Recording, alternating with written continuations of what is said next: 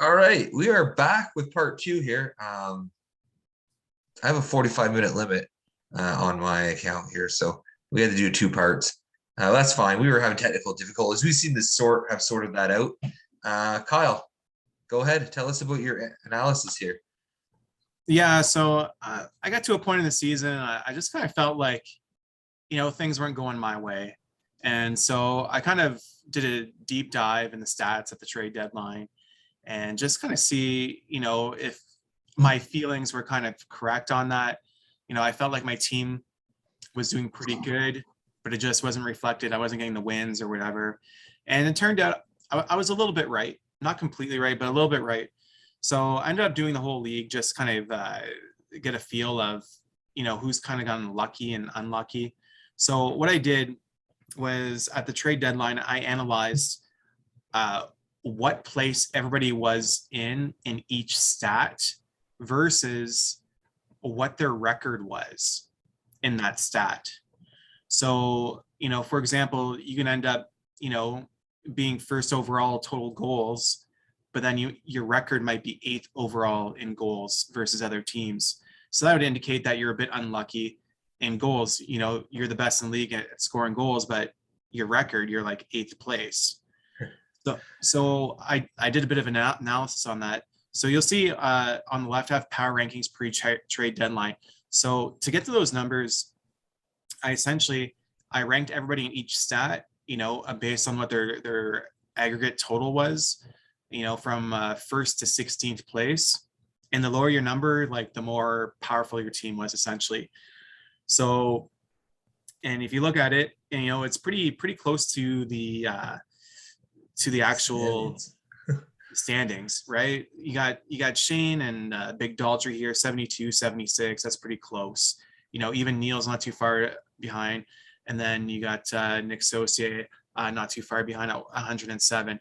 And then you get like the really close ones here from 5th to 10th. I'd say maybe even 11th. Sean, Dan, Nick, Mark, Travis, myself, Derek, right? And who's nowhere to be seen in this is Daltrey, all the way down at 12th at 146 in the rankings. So, Daltrey was kind of like out of this in the power rankings and in placements. So this brings me to the next category over here, is luckiest, most efficient. So you'll see Daltrey finish atop here. The difference between his totals versus what he won was a difference of 29. So essentially, there's 29 times where he kind of finished ahead of the game in categories throughout the season. And you can see that kind of worked in his favor. It pushed him, up into 8th place. And you have to keep in mind, this was the pre-trade deadline. He wasn't even 8th yet. He was like 5th. Yeah, he was high up. He was high up. So he got really lucky this year, I think. It happens, and then you go down here, Sean did pretty well with the luck, although he did finish 5th. So, you got to question how much that favored him.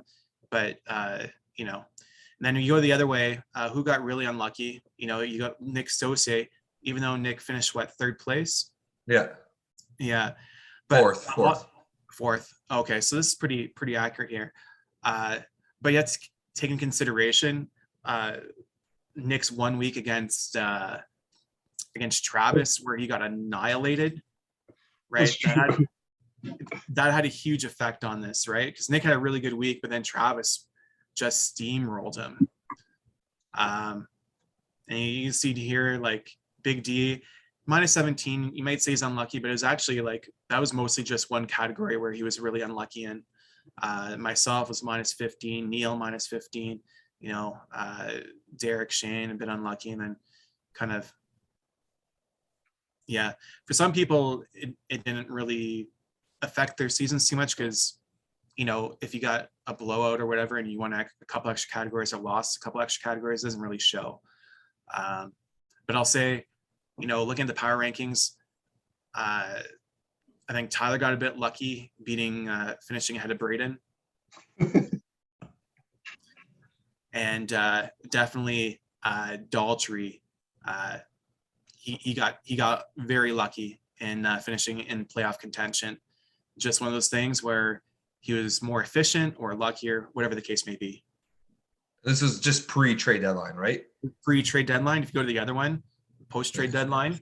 Just to correct, Nick did finish in third. I thought we were talking about over here, the power rankings fourth. Oh, but Nick yeah. did finish third seed, yes.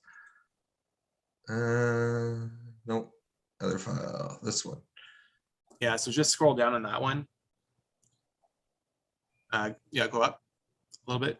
You want this? Yeah, this right here. Okay. So again, I kind of did like the Lin technique here, and aggregate goals, and just kind of averaged it out. And I did a similar kind of scoring system where everybody got a score from 1 to 8, depending on where you finished against everybody else in this. So we see I got Mark at the top of the power rankings here, going post-trade deadline. He's top in a lot of different categories: shutouts, wins, game-winning goals, shorthanded points, plus minus. You're looking at he's second in goals, assists. He's saves, and third in a few things. So he's a very dangerous team coming into the playoffs. He made some moves. I know he picked up Yari off me. He got Forsberg. Forsberg was a game-winning goal machine for me during the season. Then you got your second place. You got Shane here, who's dominating in the goalie categories and the assist categories. And then going down, you got Neil, Nick, not so much of a surprise, Sean at fifth, but Big Daltrey is not doing too well. Post trade deadline, he traded some key players, I think, to you, Shane. You trade me Letang at the deadline. I don't understand. I'll take it. Yeah, but I just didn't get it.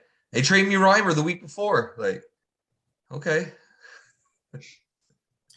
And then no surprise here, you got Lil Daltrey and Dan just kind of taking with the bottom. Dan traded away a lot of stuff. Daltrey was just kind of lucky to be there. Yeah. Interesting, like what the numbers show, right? This is where the luck comes in, where you got, well, I guess no, you look at Little D and Dan, they're pretty much finished where they would have in these rankings in their seed, right? The seeds are almost correct. You switch Little D and Dan, and then you switch Mark with Big D, and that's how we finished, right? Yeah, it's pretty close. I guess Neil and Nick too. Yeah. But yeah, no, it's interesting numbers. I'd be interested if you would do this again next year. It'd be nice to see who's getting lucky, who's actually making the right moves. Yeah. For analysis, be our stat guy. Sure. Yeah. That was pretty interesting. And, I picked Mark to go to the finals in the brackets. I guess we'll go over that soon. But, and this just kind of reinforced that maybe that's a good choice. You're not the only one who picked him to go there. Obviously, he did. All right, I guess let's talk about those brackets here. So, let's see here. There we go. Apparently, it won't let me show the bracket, like the tabs at the bottom. That's weird. Yeah, it was not doing this earlier. I don't want it to be there. Go to taskbar settings there. Right click again. All the way at the bottom. Oh, there we go.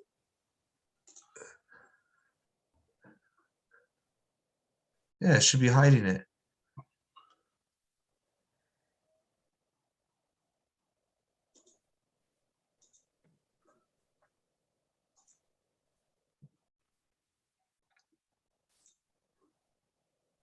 But it's not hiding it. You saw that. Okay, let's do this. All right, let's start off with Ramrod. There you go. I'm just gonna keep it in that smaller form. It's still big enough that everyone can read it. All right, so I guess I'll talk about my predictions here since it's my mentality. You know, without the underlying numbers, I do think Daltrey has a team that can pull an upset.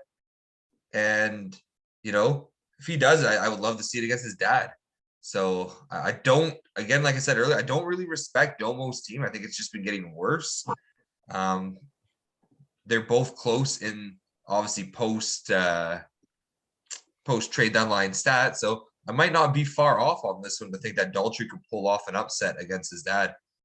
So that was my my first round upset that I kind of felt was going to happen. I chose myself over Dan. I think everyone saw that coming. I think Nick can, you know, he's the favorite in this series, even though the underlying stats might say different. I think Nick should be able to pull this off. It's just not going to be outscoring that team, but Nick can beat you a lot of ways, right? So, and I went with Neil. I like Neil's team. Neil has a great goaltending. Sean doesn't. Sean has okay goaltending, and I think that might be what saves Neil this week if his goalies can stand tall, right? So, in the second round, I just not only is this like how I see it go, is how I want it to go. I want to take on Daltrey in the second round, and I want to defeat him. I think Neil and Nick would be a great matchup. It could go either way. I gave the edge to Nick's team. I like Nick's team. Like last week doesn't really show like how it could have went, right? The one thing I do worry about playing against Nick's team is, you know, I have McDavid, he has Draisaitl, he has Lindholm, I have Tkachuk. Like our players cancel each other out for the most part because they play together a lot, right? So that'd be a really interesting matchup. But I would hope to repeat what I did last week and just annihilate him and win. Any thoughts on my thought process or? Yeah, I think it's pretty solid, and I think it's a realistic outcome. This could happen. That's what I was hoping. I pray to big Jesus and the hockey gods. I guess let's look at the next one here. Who we got next? Dan. So I don't know his logic, but Corey, why don't you tell us about Dan's? You're pretty close with him. No, we haven't really talked too much about it. He knows that it's gonna be a rough week for him against you. But he has similar brackets to you, except for he has Neil coming out of the other side. But you still taking it in the end. That's the only difference, right? Neil coming out over. I like the way you think, Dan. I like the way you think. And what we got next here? Neil. Neil giving the matchup to Captain Crunch here against Daltrey. And then he has you taking the win over Dan, Mark getting the win over Nick, and Neil getting the win over Sean. But with the upset with Mark there, puts him against, with Domo or Captain Crunch getting the win, kind of reformats it a bit here. So it's you actually against Neil second round, which would be a big matchup for a second round for you, my opinion. Yeah. But he has Neil coming out favorite there. He thinks Domo is going to take the win over Mark, and he thinks Neil's going to take it all the way. I like just to point out because I like to pick on Neil. He thinks he's going to beat me and Domo. I don't think he's won against either of us all year. But I like that he has to have faith. Yeah, it's true. Yeah, you got to believe it. If you're in the playoffs, you should be picking yourself to win. Otherwise, what the fuck are you doing in the playoffs? Maybe Except maybe Dan. Dan. I can Yeah. understand. He was slipping through on his way out. Like, Kyle, why don't you tell me about Clef Bombs here? Let's see. I mean, he has Cam Crunch winning over his son here. He's got Neil coming through, and then Le Champion against the whole shaft in the second round. He essentially went with 1, 2, 3, 4. No upsets in the first round here. But then he goes with upsets in the second round with Suck My Ojik and the whole shaft. Although, like, I wouldn't really consider that an upset. Neil beating Domo isn't really an upset. But I mean, between Shane and Nick, that's a close match, right? And Think about it that way. In the last week, those are the 4 teams. All of them could have won first. Yeah, exactly. And then he has Nick taking it. I don't know if he's looking for a promotion at work or no, like Nick and Neil would be pretty tight. So yeah, this could happen for sure. Yeah. I guess I'll talk about King Hank since I haven't talked about one in a bit here. He has Captain Crunch beating Daltrey. That's fair. It's probably gonna happen. I'm hoping not, but he has 7 beating the Shaft. He has myself beating Dan, and he has the King Hanks defeating Suck My Ojik, which could happen, right? Yeah, so it's a big, not really any upsets. I wouldn't consider 4 versus 5 ever an upset. So yeah, he's lower ranked, but I wouldn't say it's an upset. 7 upsetting Shaft in the first round, which would send him on a little date here with Captain Crunch, where he went with Captain Crunch to defeat 7 on the ice, and he wants to defeat me in the second round. I don't know how he does it with only 2 goalies, but I guess he'll tackle that if he gets there. Domo versus King Hanks in the finals, and he thinks he's going to finally win a championship. What surprised me is he's not the only one who thinks that. Someone else picked him, I believe. So really, that's interesting. I think so, at least if I remember right. He seems to get lucky against you though. Like he at least in the regular season. Yeah, he's never beaten in the playoffs. We were playing during the COVID season. Oh, right. I was the 8th seed, and I had him on the ropes. And then he's lucky that the season got canceled. There were a lot of upsets lined up that year. Yeah, I was playing against Neil that year, and I wasn't in a good spot. You're like, okay, well, whatever, canceled. No. Yeah. Well, Kyle, why don't you go over yours? Yeah, so I got Captain Crunch beating Daltrey. I wouldn't be surprised though if Daltrey upset his dad. It could happen. I'm hoping not, but it could happen because I've trash talked Daltrey enough. So this was the only one I wasn't really sure on. Was 7 on the ice against the whole shaft. Like, to me, this is probably going to be the closest match this week. And it could go either way, but I went with 7. Florida boys. Obviously, you over Dan. And then I took Neil over Sean. And that was kind of pre all those injuries, and so my whole bracket's in doubt because of that. But you know what, I stuck with it, and I think if Neil can get through this week, he'll get some players back. I know Sorokin's only day to day. Yeah, he's the backup. He might even play this week. So yeah. So maybe Neil makes it out of this week by the skin of his teeth, and he has the tiebreaker too, right? So so going in second round, I think someone on the ice will dispatch of Captain Crunch pretty easily. I don't think he has a great team, in all honesty. I don't. And then Neil against Le Champion. Stats say you should win, but I'm going to go that Neil gets a great week out of his goalies, a little bit better than yours, and takes it by the skin of his teeth. I think while we're talking about that, I looked it up earlier. I was curious about the goalie leaders, and our 2 big goalies are top in every stats. Like, Yeah. Anderson and Kemper are right up there with Sorokin and Shesterkin. Like it'd probably be the biggest goaltender matchup. Oh, absolutely. Like, yeah, between the two of you, you guys have the best goalies in the league. Yep. So I'm counting on him getting a bit of luck there, and then I'll take Neil to repeat. Barely beating Semin on the ice for the championship. Some underdogs to be the first, like another one-time champion here, right? You got 5 in there, but you might be right. I think if any of them, it's probably going to be Semin first time champ. But I think this year is going to be a repeat, one way or another. Yeah.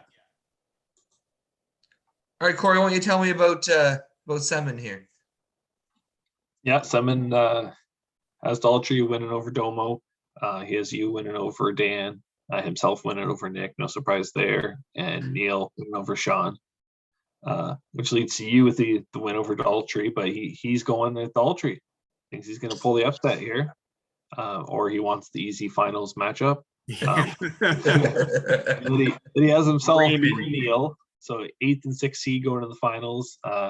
Mark taking it, the championship home, leaving a Seaman on the ice everywhere.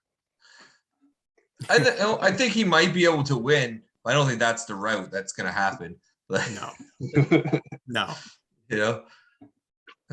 Unpredictable though. Who knows? Yep. What we got here? I guess it's my turn. Talk about Travis. Let's talk about Travis here. So he has Daltrey upsetting his dad. Me upset, or not upsetting, I guess. Me defeating Dan. He's got the Shaft moving on, and he's got King Hanks defeating Neil. In the second round, he has me defeating Daltrey, and he has the whole Shaft edging out Sean here, with the whole Shaft going on to win the championship and be the repeat champion. Any thoughts? It could happen. Yeah, it could happen. I wouldn't be surprised. Yeah, it's a realistic bracket. I think so too. I think most of them are pretty realistic, even though we have different outcomes. Just only yours in the first round. People have only picked you. You're the only matchup that hasn't had both teams picked. Yeah, I think a lot of people are writing Dan off, and I joke around, but I never look past my opponent. Right, like my focus is on this week, but I should win. But doesn't mean I will. Doesn't mean I will. We've seen it how many times, Kyle? You talked about it earlier that there's always an upset. You mentioned in the chat. There's always upsets in the playoffs. The top teams never win. Oh right? Yeah, absolutely. There's a curse in the number 1 seed, and clearly in this bracket, Daltrey's counting on the curse taking out his dad. A lot of people went for it, though. A lot of people picked Daltrey over his dad. It goes back to a lot of people not respecting Domo's team, and well, he got rid of players at the deadline, man, and you saw the stats. Like his team is post trade deadline is no better than his son's. Just a little better. Just a tiny bit, but it might be enough to continue the first place curse. I hope so. Yeah. So, but regardless, this is a pretty unrealistic bracket with Daltrey winning as the 8th seed. I want to smoke what he's smoking. All right, come talk to me. I got some of it for you. No, yeah, I don't know. Let's digest his picks here, right? He got himself beating his dad. That's fair. Me going through Dan, Shaft, Hanks, no surprises. Him defeating me, no problem. Shaft losing to King Hanks, sure, that's possible. I think the only unrealistic part is his path. Then he's gonna beat Sean, right? Like everything else is realistic, but he sees himself as the champion here. And the guy's barely been active the last 3 months. You know what's funny is when you say that the only matchup that's really unrealistic to you is yours, because you said most people have picked him over Domo, And then him over Sean, I mean, you could argue you get lucky. So you're really just that confident. No, I don't think he could beat Sean either. I don't. I don't know. I think once he hits that second round, he's done, no matter who he plays against. Tell me about yours, buddy. I don't think he's going anywhere. I think Captain Crunch is getting the first round win here. I also went with you over Dan. I went with Seaman on the ice over the whole shaft, and I did go with Neil over the King Hanks. I even looked at all the injuries, and I was still feel he'll be fine this week. And then I have Captain Crunch against Seaman on the ice taking it. You winning over Neil here, and then I have you winning over Mark. I'd rather not see a repeat champion, but I think this is a realistic bracket. So what happened? I want to know, because when we talked earlier, you were leaning towards Neil in your original prediction, right? Yeah. And then I started looking at the teams a bit more. That was just I gave you my prediction based on just without doing any of the looking. That's what you said too. You're like, I didn't do any research yet. This is my rough draft. Like, yeah. And I think with this matchup too, he faces you second round, where before it wouldn't have been that way. you were going for the upset, right? Yeah. So and then I switched for him from Nick to Mark. Yeah, but I think this is something that could easily happen. So, I mean, and this is not a knock on any one other team, but I think a repeat champion, whether it be myself, Nick, or Neil, is a very real possibility that this could be the first year that it happens, right? You look at just the standings, the three of us are top four. Like, one of us has a real legit chance of being repeat champion, as much as the league would hate that. Yeah. Like realistically, the only person I see upsetting that is Seaman on the ice. I'm inclined to believe that, because like his team's just on fire. Luckily, I think I can counter his if I match up against him, because I have a couple Florida boys myself who are racking up points on his line, and my other guys are pretty good too. Yeah. Oh, definitely. But I got Reinhardt, who plays a power play with Barkov and Hubro. Yeah, you guys score, whatever. I'll take one for every two. But I think it's some interesting brackets. I think a lot of them could happen, right? With great participation, a lot of people got involved. The only one I think that's really unrealistic is Daltrey's. But anyone else, even Mark picked himself. I could see him winning.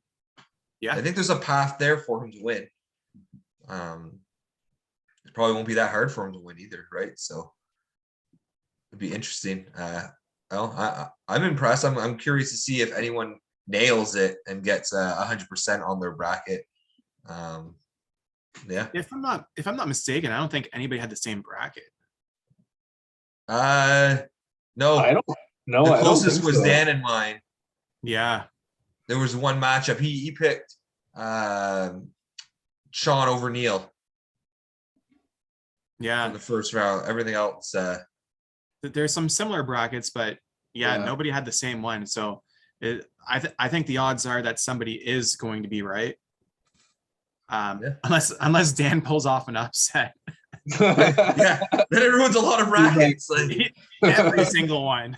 It's not impossible right now. Like my goalie stats weren't great tonight, but he only played one game in relief. Unless he makes some pickups, he has no goalie games till the weekend. So wow. It's a long week. Yeah. Well, there's a potential, but they're not the likely starters because he hasn't really run any starters. Yeah. He runs a team full of splits at best. So I think that's where my advantage is, my goalies. I was telling Travis at work today, though, this is make or break for me tonight. If my goalies, if they play bad, it could be a tough week. If they play good, well, I should be sitting pretty, but they didn't play great. I mean, Kemper let in 4 goals, but it was on 45 shots. So I'm all right with that against Pittsburgh. But 4 goals against Buffalo? Come on, Anderson. What are you doing? You can do better, bro. Yeah, I should have started Reimer there. He's working on a shutout right now, Oh halfway through man, the second. wouldn't that burn your ass if that caused if that lost you a week?